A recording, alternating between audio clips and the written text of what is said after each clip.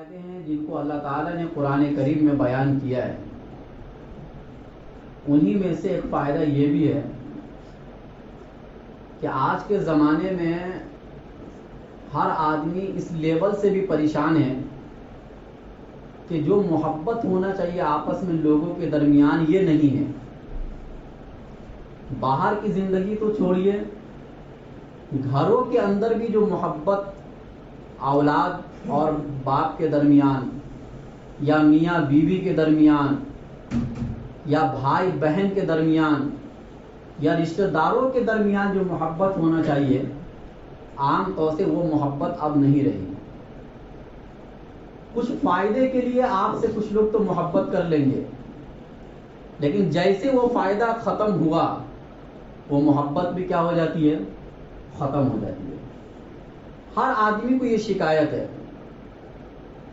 کبھی بیٹا شکایت کر رہا اپنے باپ کے بارے میں، اور کبھی باپ شکایت کر رہا اپنی اولاد کے بارے میں، کبھی بیوی شکایت کر رہی ہے اپنے شوہر کے بارے میں، اور کبھی شوہر شکایت کر رہا اپنی بیوی کے بارے میں۔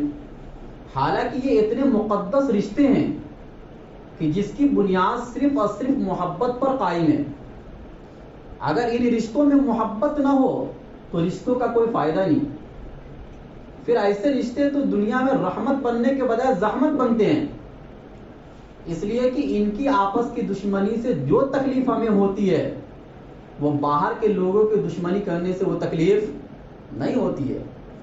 آدمی جس کے لیے بہت زیادہ کرتا ہے، کل کو اگر وہ ہمارا دشمن بن جائے تو اس کی وجہ سے جو ہمیں ٹینشن ہوگا وہ کسی اور کے دشمنی کرنے سے جس کے لیے ہم نے اتنا نہیں کیا ہے اتنا ٹینشن نہیں ہوتا ہے۔ اسی وجہ سے تو اللہ تعالیٰ کو بھی تو بہت غصہ آتا ہے اپنے اس بندے پر جو اللہ پر ایمان نہ لائے، کیونکہ جس اللہ نے ایک بندے کے لیے اتنا کچھ کر دیا آپ اسی کو نہیں مانتے ہو، اس لیے اللہ تعالیٰ ویسے شخص کو ہمیشہ ہمیشہ کے جہنم میں ڈالتے ہیں۔ اور دنیا کا سب سے بڑا گناہ یہ ہے۔ تو کہنے کا مطلب یہ ہے کہ آخر یہ محبت کیسے پیدا ہوگی؟ یہ پنکھا تھوڑا بند کر دے، بہت وہ ہو رہا ہے۔ تو آخر یہ جو دنیا کی جو محبت ہے یہ کیسے پیدا ہوگی؟ آخر اس کا کوئی طریقہ ہے قرآن و حدیث کے اندر کہ جس طریقے کو اپنا کر ہم آپس کی محبت کو قائم رکھ سکتے ہیں؟ اللہ فرماتے ہیں ان الذین آمنوا وعملوا الصالحات، بلا شبہ وہ لوگ جو ایمان لائے اور اپنی زندگی میں اچھے اچھے کام کیے، وہ کام جس کے کرنے کا اللہ نے حکم دیا، جس کام کو اللہ نے اچھا کہا ہے، آپ کے اعتبار سے نہیں۔ اگر آپ ایسے کاموں کو کریں گے اپنی زندگی میں، اللہ فرماتے سَيَجْعَلُ لَهُمُ الرَّحْمَنُ وُدًّا، رحمان ان کے درمیان آپس میں محبت پیدا کرے گا۔ دلوں کی محبت یہ اللہ کے ہاتھ میں ہے۔ وَاعْلَمُوا أَنَّ اللَّهَ يَحُولُ بَيْنَ الْمَرْءِ وَقَلْبِهِ، جان لو کہ انسان اللہ یعنی انسان کا جو دل ہے وہ اللہ کی دو انگلیوں کے درمیان ہے۔ اللہ چاہتے تو دل کو ادھر پھیر دیتے ہیں، اللہ چاہتے تو دل کو ادھر پھیر دیتے ہیں۔ آپ کسی کی محبت کو یعنی جو حقیقی محبت ہوتی ہے پیسوں کے ذریعے سے نہیں کھینچ سکتے، آپ کسی کی محبت کو حسن و جمال کے ذریعے سے بھی نہیں خرید سکتے، یہ تو وقتی محبت ہوتی ہے۔ جو حقیقی محبت ہوتی ہے جس کا اللہ نے اس آیت کے اندر دعویٰ کیا ہے وہ یہ ہے کہ جب تک آپ کی زندگی ایمان اور عمل صالح پر نہیں آئے گی اس وقت تک آپس میں اور خود اللہ تعالیٰ سے آپ کی محبت حقیقی نہیں ہو سکتی ہے۔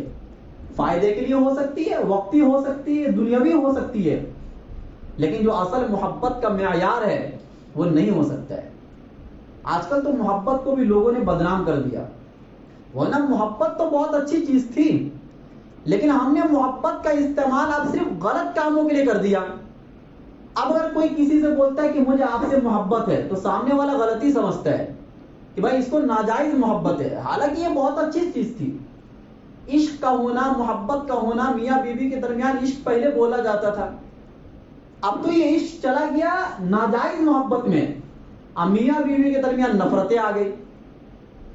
تو اس کے لیے الفاظ بھی بہت بدنام ہوئے ہمارے کرتوتوں کی وجہ سے۔ تو اللہ تعالیٰ نے اس آیت میں یہ دعویٰ کیا کہ اگر آپ جب تک ایمان اور عمل صالح والی زندگی نہیں گزارو گے، کوئی بھی دنیا میں آپ کا نہیں ہے، ہر آدمی آپ کو دھوکہ دے کر چلا جائے گا، ہر آدمی آپ کو دھوکہ دے کر چلا جائے گا، کوئی آپ کا نہیں ہے۔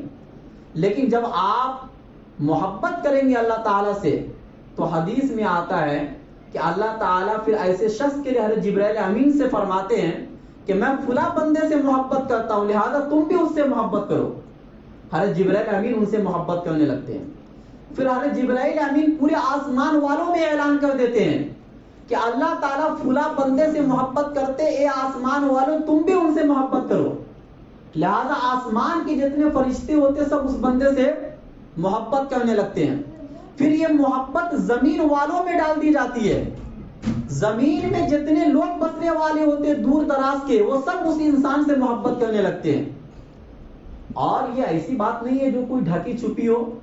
آپ بزرگان دین سے محبت کرتے کہ نہیں کرتے ہیں؟ صحابہ سے محبت کرتے کہ نہیں کرتے؟ فقہائے کرام، محدثین اعظام، یا وقت کا جو بڑا عالم ہوتا ہے، بڑا محدث ہوتا ہے، آپ اس سے محبت کرتے کہ نہیں کرتے ہیں؟ اپنے گھر والوں سے زیادہ محبت ان کو دیتے، آخر کیوں دیتے ہیں؟ اس کی وجہ کیا ہے؟ انہوں نے محبت قائم کرنے کے لیے آپ کو کچھ پیسے دیے تھے، یا آپ کی کوئی رشتہ داری ان سے قائم ہے؟ نہیں قائم، کوئی رشتہ داری نہیں، کوئی پیسہ نہیں، لیکن اس کے باوجود ہم دل و جان سے ایسے شخص سے پیار کرتے ہیں صرف اس بنیاد پر کہ اللہ نے محبت ڈال دی ہے لوگوں کے دلوں میں کہ ہم اور آپ ان سے محبت کرتے ہیں۔ اور ایسا شخص جس کی زندگی گناہوں میں گزرتی ہے اس کو کون یاد کرتا ہے؟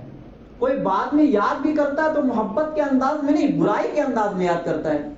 تو خلاصہ کلام یہ ہے کہ اگر آپ چاہتے ہیں کہ آپس میں گھروں میں محبت قائم ہو، گھریلو جھگڑے ختم ہو، تو اس کے لیے سب سے بہترین اصول جو اللہ نے بتلایا کہ آپ اپنی زندگی کو اللہ کے بتائے ہوئے راستے پر ڈال دو، لہذا خود بخود محبت ہونے لگ جائے گی، اور حقیقی وفاداری والی محبت ہوگی، بے وفائی والی محبت نہیں ہوگی۔